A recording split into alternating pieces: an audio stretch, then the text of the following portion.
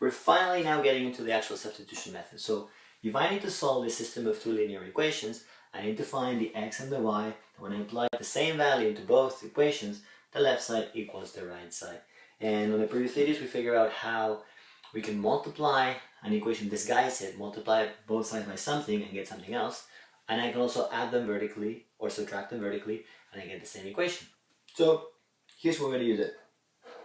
So now this is kind of nice. I'm going to call my equations also always something. Most times I'm going to call it A and B. And I noticed something very special, that this 2x is the same on both equations. That's really convenient, and it doesn't always happen because now I can subtract them vertically. And guess what would happen? Well, 2x minus 2x disappeared. It got eliminated. That's why we call it the elimination method. And this one is minus 3y plus 5 is equal to 2y. And 7 minus 1 is equal to 6. Notice something? It just got really easy to find the value for y. So now I know that 2 times 3 gives me y. And I already have the y value. So how do I find the x value? Well, plug it back into one of these. And it doesn't matter which one because they're both, we give the same answer. So I'm going to pick A for the heck of it. And it's going to be 2x minus 3y. Now my y is equal to 3 is equal to 7. And then we can work it out. 2x minus 9 is equal to 7, and 2x is equal to 7 plus 9, and therefore 2x is equal to 16, and therefore divide both sides by 2, x is equal to 8. So we had to write the last statement, and that's at the point of intersection. Therefore, the point of intersection is 8 and 3. And then we could check informally or formally, depending on what they ask us, that the left side equals the right side, but that should be the right answer. So, and please do that check. In this example though, things are not as nice as on the other one because I don't have, the x's are different and the y's are different. So I'm going to still call it A and B. I now need to decide if I'm going to get rid of the y or if I'm going to get rid of the x. Last time I could have gotten rid of the y too. I'll show you in a sec. Now it would probably be easier to get rid of the y, and I'll show you why. That was not intended. So if I multiply, I want to have the same number on top and on the bottom. So if I multiply this by 6, the top by 6, and I leave this alone, I'm going to have minus 6y and plus 6y. So I can add them vertically. In this case I will add them, not subtract them, and get rid of the y. Eliminate it. So let's do that. I'm going to multiply this by 6.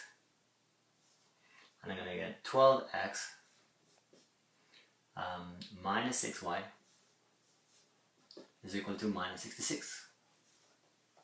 And here I'm going to multiply it by 1. I'm going to keep it exactly the same because I don't want to change it. So it's 5x plus 6y is equal to 15.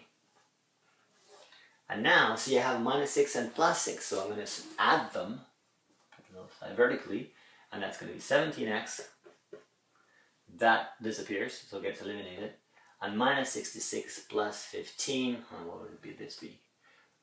Minus 10 is 56, 51. Is that right? I think so. So now divide both sides by 17.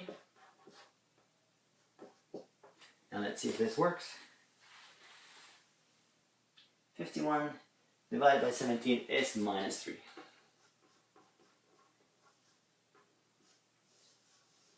There you go. Now I have the x. I need to find my y. Well, I'm just going to plug it back into one of the equations.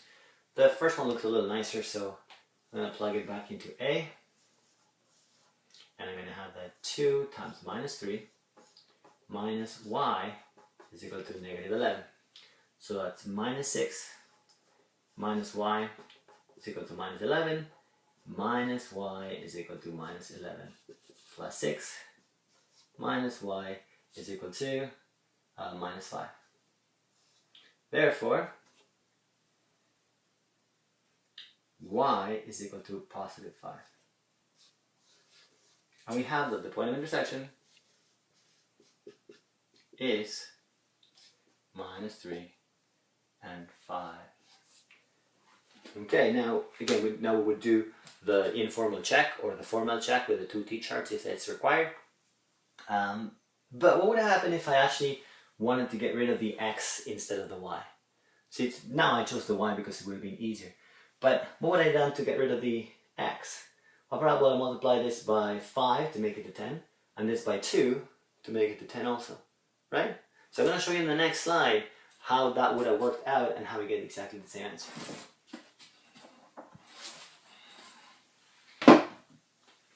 So this is the exact same equation. I'll just multiply the top by 5, so I get 10x minus 5y minus 55. And the bottom one will multiply it by 2. So we get 10x plus 12y plus 30. And the only reason is so we can get this 10x and 10x. Now instead of adding like we did in the last one, I need to subtract so I can get rid of this.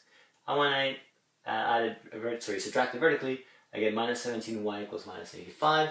So that gives me that y is equal to 5. And I follow, plug it back in, and I work out that x is equal to -3.